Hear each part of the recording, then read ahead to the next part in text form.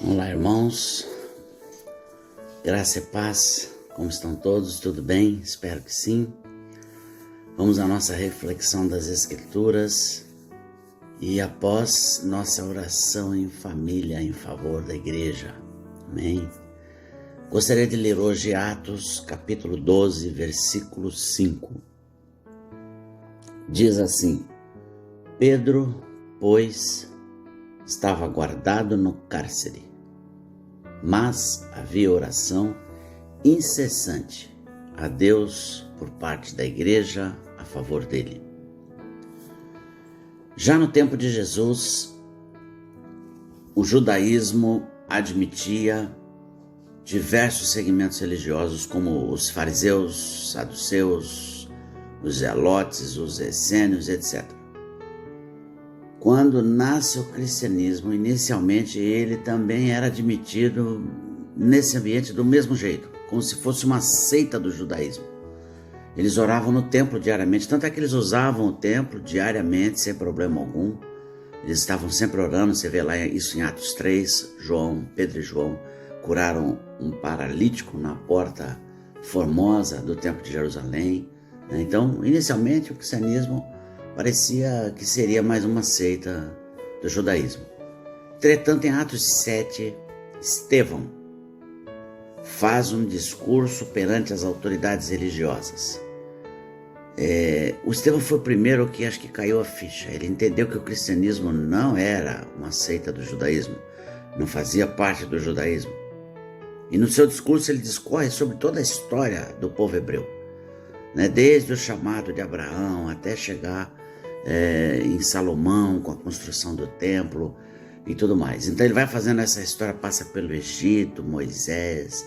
Então ele faz um discurso bem longo, E ele parece que foi o primeiro que viu que Jesus é a resposta, o cumprimento da promessa feita ao pai Abraão. Parece que ele é o primeiro que enxerga isso com muita clareza, ao ponto de fazer um discurso assim perante as autoridades religiosas de Jerusalém. E quando ele afirma isso, inclusive falando da ressurreição de Jesus dentre os mortos, a coisa fica feia. Eles apedrejam Estevão. Estevão é o primeiro mártir do cristianismo, se torna o primeiro mártir do cristianismo. No capítulo 12 do livro de Atos, esse que nós acabamos de ler, esse texto, essa perseguição vem aumentando depois da morte do Estevão. A perseguição vem aumentando, E no seu início não, mas depois ele começou a aumentar.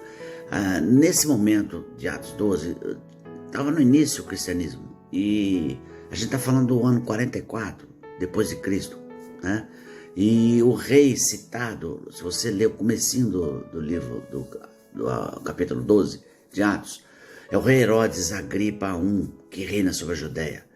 E esse rei Herodes, ele era neto de Herodes o Grande, aquele que fez a matança dos infantes em Belém, tentando atingir o Messias, que era recém-nascido. Jesus era recém-nascido, por ocasião da ida dos 3 reis magos, Então, esse Herodes o Grande é o que matou os infantes, é o avô desse Herodes que nós estamos lendo agora, que está perseguindo os cristãos, Então, ele agora passa a perseguir os cristãos. Ele simplesmente, ele era um zeloso praticante do judaísmo,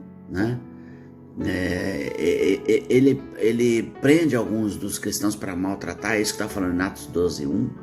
Depois ele mata o primeiro apóstolo de Cristo, o primeiro a morrer. É Tiago, filho de Zebedeu, irmão do apóstolo João. Morreu à espada, a mando do rei Herodes Agripa, nesse mesmo ano, 44. E como ele viu que isso repercutiu, foi bom, a repercussão foi boa entre os judeus, entre as autoridades religiosas, ele, querendo agradar, mandou prender outros, prosseguiu e prendeu Pedro. Então Pedro, esse capítulo 12, versículo 5 que nós lemos, está preso no cárcere por consequência da ordem de Herodes Agripa. Mas é interessante que ele coloca ele numa prisão de segurança máxima. Ele faz turnos de 4 guardas, turno de 24 horas, de modo que 2 ficavam algemados juntamente com Paulo dentro da prisão, um numa porta de grade e outro em outra porta mais à frente, e isso se revezando 24 horas, porque era a ocasião da Páscoa e ele queria, após a Páscoa apresentar, que nem fez com Jesus, o Pedro, para que o Pedro talvez pudesse morrer. Eu acho que a intenção dele era matá-lo. Posso estar enganado, né? Mas fala da intenção dele, de fazer exatamente isso, apresentar no período da Páscoa. 2 guardas ficavam acorrentados, 2 ficavam na porta do cárcere sendo distribuídos, né? E ele não ia sair dali de forma alguma. Mas a gente viu no capítulo 5, que enquanto isso a igreja reunida orava pelo apóstolo Pedro, né? E isso é muito legal, porque a gente vê Deus agindo e reagindo à oração da igreja, né? E nós estamos fazendo aqui justamente uma reflexão sobre isso, na questão da oração, do poder da oração, né? E aí Deus envia um anjo, né, que iluminou a prisão. Eu não sei se os guardas do lado ficaram paralisados de medo, eu não sei, nem citam os guardas. Falam sim que ele acordou Pedro, que o Pedro estava dormindo, sossegado. O Senhor guarda ele, né? Sossegado, estava dormindo e o anjo: veste as tuas sandálias, põe a tua capa e segue-me. E Pedro achou que estava tendo uma visão, tal era, né, a magnitude do negócio, né? Ele falou: estou tendo uma visão.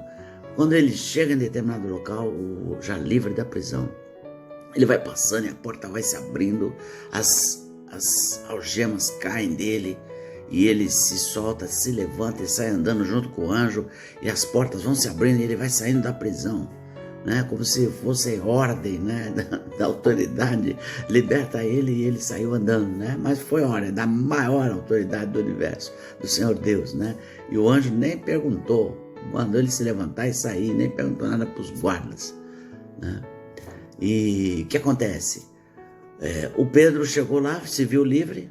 Vou até a casa de Maria, mãe de João Marcos, onde eles estavam justamente orando por ele, pela libertação dele, né? Quando ele bateu a porta, a criada da casa foi atender a porta, né? E reconheceu quando ele falou: sou eu, tal, tô aqui, tal, queria entrar. Ela voltou correndo, nem abriu a porta, voltou correndo: olha, o Pedro está aí. Eles estavam orando por ele. O Pedro está aí. Você está loucas? Eu vou ler até o texto para você ver como eles falaram, né? Os discípulos ali, os irmãos estavam ali reunidos, né, na casa de João Marcos, da mãe de João Marcos, né?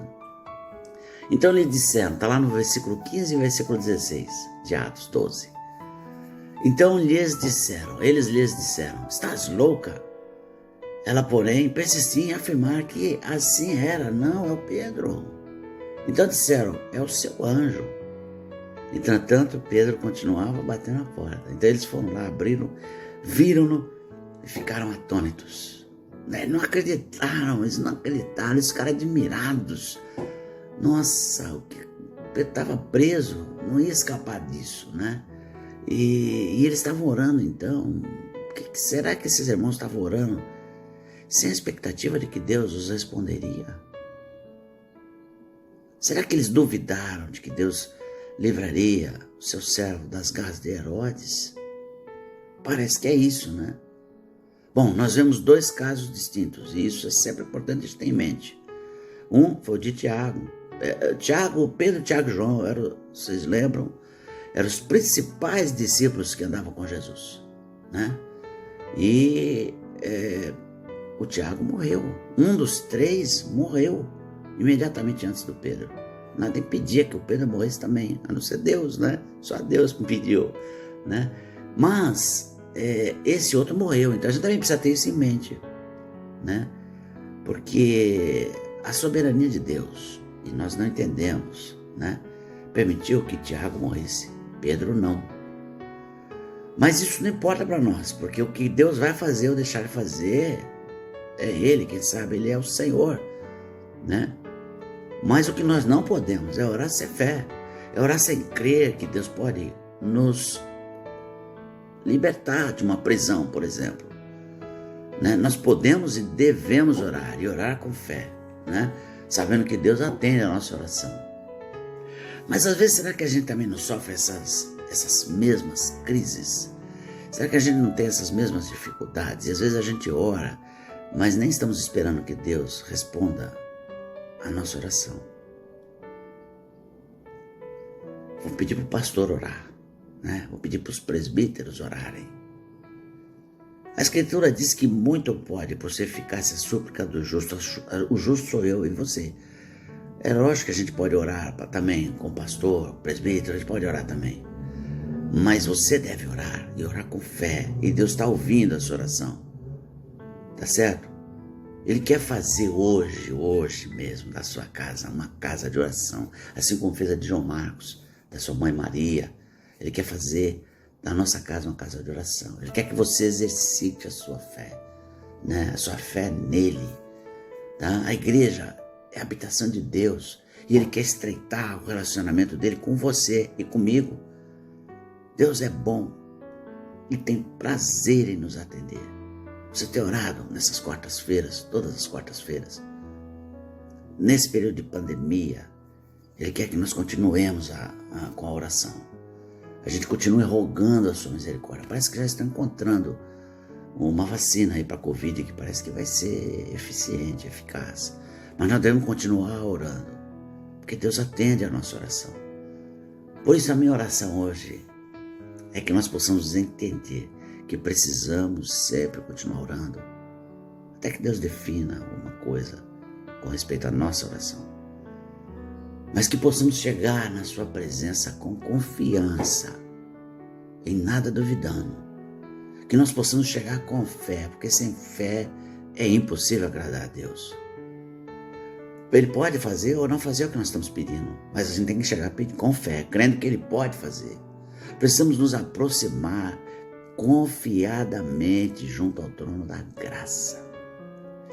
Ele é galardoador daqueles que o buscam, concede misericórdia e nos socorre com graça e com benefícios em ocasião oportuna. Amém? Que Deus nos abençoe e os guarde. Amém.